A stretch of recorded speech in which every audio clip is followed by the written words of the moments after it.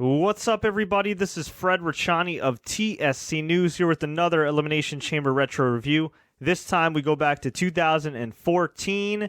I mentioned in our Elimination Chamber 2013 review, it was the final Elimination Chamber before the WWE Network era. I was wrong. Technically, it was this one, although the WWE Network was already confirmed. The first official major WWE pay-per-view besides NXT TakeOver was WrestleMania 30, which ran pretty well as far as streaming goes. And this pay-per-view took place Minneapolis, Minnesota Target Center on February 23rd, 2014. This was in the midst of Daniel Bryan's Yes movement. It's crazy to go back in that time and think, man, oh man, he willed himself to the main event of WrestleMania. The fans did as well. I was pissed off at the time of this pay-per-view. I hated the finish, and I just figured, you know what? They're going to give Daniel Bryan a match with Triple H at WrestleMania, and that's going to be his consolation prize for not being in the main event. The main event was originally going to be Batista versus Randy Orton. If you read Daniel Bryan's book, if you've read the Wrestling Observer, if you listen to any insiders, any people in the know, any people that were there at the time, they will tell you that the original plan was Batista versus Randy Orton, which would have been a great main event in 2005 or 2006. Yeah. Although Road Dogg and a bunch of other guys claim, it was part of the plan all along to get over Daniel Bryan, to get him over this hump. No. Back then, nothing was guaranteed. And I had to believe it by seeing it. Thankfully, Daniel Bryan ended up getting the world title. Thankfully, he headlined WrestleMania. Thankfully, he had a few good months before the big tailspin. His father passed away. His biggest fan, Connor Mahalik, passed away. God rest their souls. And he had his neck issues. A year later, he'd win the IC title at WrestleMania 31. He'd wrestle one final match with John Cena, defeating Tyson Kidd and Cesaro. And in 2016, he ended up retiring. Now, Daniel Bryan could always come back outside of WWE, but let's just assume that he never comes back. Yeah, this was one of this period was definitely the high point of his career, and it's kind of sad, that he had to retire prematurely. But at the same time, for a guy that retired at 34 years old to leave the impact he did on the Indies, Ring of Honor, Japan, and of course WWE, tremendous. So if you're somebody that didn't live through the Yes movement, maybe wasn't following wrestling that much at the time, this is a pay-per-view, and these shows in 2014, early 2014, you might want to watch and just see the rise of a true superstar who proved against all odds that he could get over and that he was an A-plus player. So, we had the pre-show match. Cody Rhodes and Goldust defeated Ryback. At the time, it was Ryback and Curtis Axel. Terrible tag team. They were accompanied by Larry the Axe Hennig, the AWA wrestling legend, and poor Curtis Axel, with his dad in his corner in his hometown, could not get a damn win. Cody Rhodes and Goldust beat them. Cody Rhodes and Goldust were a great tag team until Cody Rhodes became Stardust, and then they became terrible. We had Big E, who was Intercontinental Champion, successfully defend his title against Jack Swagger. There was a time where Big E was a future main eventer. There was a time where Curtis Axel looked to have some big things in his future. He won the IC title, and he was doing his thing. In 2013, he lost to Big E, and he faded into obscurity. Big E would later lose the IC title, kind of get into obscurity, but thankfully the New Day saved him. But there was a period where he was certainly sinking. We had the New Age Outlaws. Excuse me. The New Age Outlaws, who for whatever reason were tag team champions at the time, beating the Usos. The Usos would later win the tag titles on Raw. I don't know why they couldn't have won the tag titles at WrestleMania, but they ended up winning on Raw and then wrestling and successfully defending the tag titles on the pre-show. I lost my voice because of the fact that it's the New Age Outlaws, 2014. And the New Age Outlaws would go on to get squashed in 3 minutes against the Shield at WrestleMania. At least they put him over. We had Titus O'Neil beat Darren Young. God, this match was just... And this match went 8 minutes. Jesus Christmas, I need some water here. Yeah, 2014 was weird. We had the Wyatt family, who were super over, against the Shield, who was super over. Keep in mind that the Wyatt family, at least Bray Wyatt himself, were undefeated. The Shield rarely lost. They had a great six-man tag match, which the Wyatt family won. This teased the Shield breaking up, although they wouldn't break up for another 3 months. Ugh. Looking back, I already mentioned this in a previous Elimination Chamber retro review. What could have been with the Shield. This group of 3 guys, this faction, was never more over individually than they were as a unit. They broke them up way too soon. They should have done it a certain way where they build it up slowly. Roman Reigns wins the Royal Rumble. They turn on Roman Reigns, that being Ambrose and Seth Rollins. And he could have made a Shield triple threat for next year's WrestleMania or whatever. Instead, they break up. Seth Rollins does his thing. He's the corporate lackey. He wins the Money in the Bank. He wins all his matches thanks to help from Kane and J&J Security and Triple H. Roman Reigns, he was still over for a little bit. And then they proceeded to give him some awful dialogue. Talking about being Roman Reigns and the giant beanstalk. Saying suffer and succotash. They ended up making him a little more serious.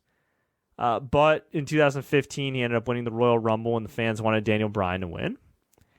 And then he went on to WrestleMania to lose to Seth Rollins when Seth Rollins cashed in during Lesnar versus Reigns. And the fans just never forgave Roman Reigns for, quote-unquote, taking Daniel Bryan's spot. They never, even after Daniel Bryan long retired, even after Daniel Bryan put him over, they never forgave him. And Roman Reigns wasn't exactly booked great either. And if you're somebody that's watching right now that watches the current WWE product in February 2017, the time I'm recording this right now, you know this already. Maybe one of these days Roman Reigns will be a big needle mover. But that time isn't now. And that time could have been 2014, but they broke up the Shield way too soon, and it's just sad to see what could have been. The Wyatt family, it's kind of sad to see what could have been too, because had Bray Wyatt not lost to John Cena at WrestleMania, had he stayed undefeated for a while, won the world title, he could have been a megastar. And in 2017, on the eve of Elimination Chamber 2017, he could finally win a world title, which is great. Go on to face Randy Orton at WrestleMania 33. But compared to what he could have been in 2014 had they kept protecting him, yeah, it is night and day, kids. It's night and day. But this was a great match between 2 great factions. We had Cameron beat AJ Lee, the Divas champion, but by disqualification. This match sucked. AJ Lee was the longest reigning Divas champion until Nikki Bella broke her record, and then Charlotte broke Nikki Bella's record. We had Batista beat Alberto Del Rio. Speaking of fans hating a guy who took Daniel Bryan's spot, so to speak, Batista won the Royal Rumble. Fans were pissed off that Batista won and that Daniel Bryan was not even in the damn Royal Rumble. So the fans just showered Batista with booze, called him Bootista. Thankfully, WWE came to their senses after this match and turned him heel. But, man, poor Batista, he got the brunt of that hate from the fans, man. Oh, God. This was also in the midst of the awful Authority storyline, which was good for a couple months with Daniel Bryan, but for most of 2013, they spent all year long telling us that Daniel Bryan's not as big of a star as John Cena. Despite giving him the world title and putting him in main events, they kept telling us he was a B-plus player, and that'd be fine and all if he ended up coming up victorious at the end, but instead he had lost to Randy Orton. He lost the feud to Randy Orton. He lost to the Wyatt family. He ended up becoming a Wyatt family member for 2 weeks and then turning on Bray Wyatt and then losing to Bray Wyatt. Not a great way to build up a babyface, right? Ugh. Even after he won the world title and then subsequently had it stripped, they still made fun of him on the mic. Ugh. Yeah, the Authority, horrible heels. Horrible heels because they rarely got their comeuppance. So it was pretty pathetic. And then a year after, freaking Triple H beats Sting. Ugh. So we had this Elimination Chamber match. I hated this match at the time because Randy Orton won thanks to interference from Kane.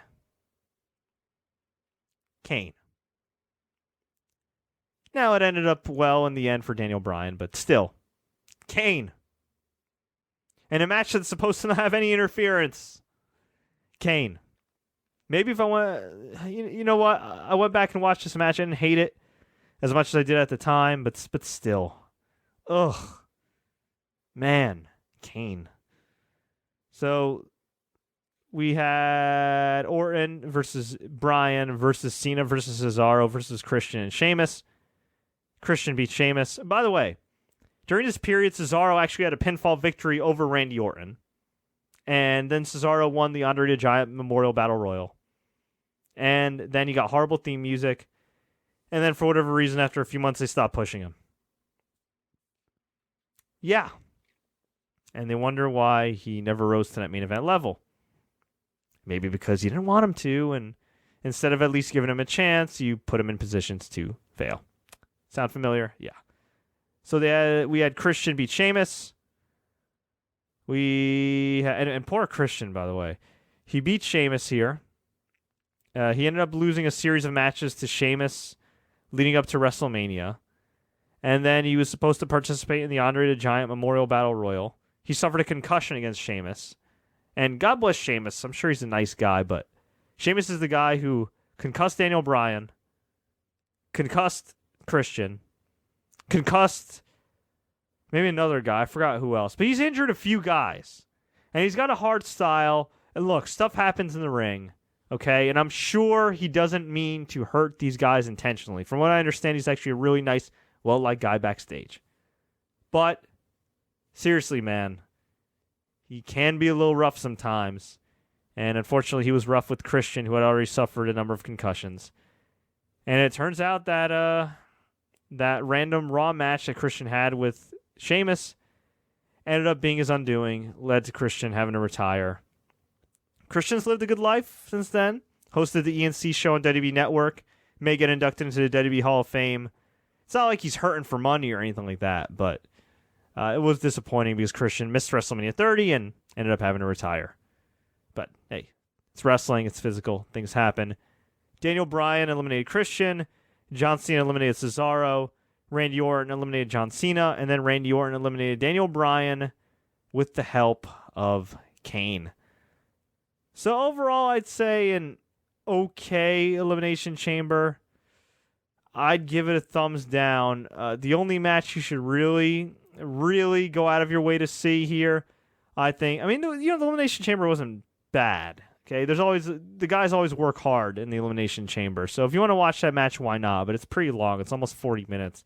But if there's one match you should go out of your way to see, Wyatt Family versus The Shield. The heat was unreal. You won't believe how much fans are cheering Roman Reigns. It's crazy. But folks, I want to hear from you. Were you at Elimination Chamber 2014? Did you love it? Did you hate it? Are you going to go watch it? Let me know. Leave a comment below. Tweet us. Facebook us. Do what you got to do. If you enjoyed this retro review, please like, share, take care, and don't forget to subscribe for more retro reviews and wrestling updates.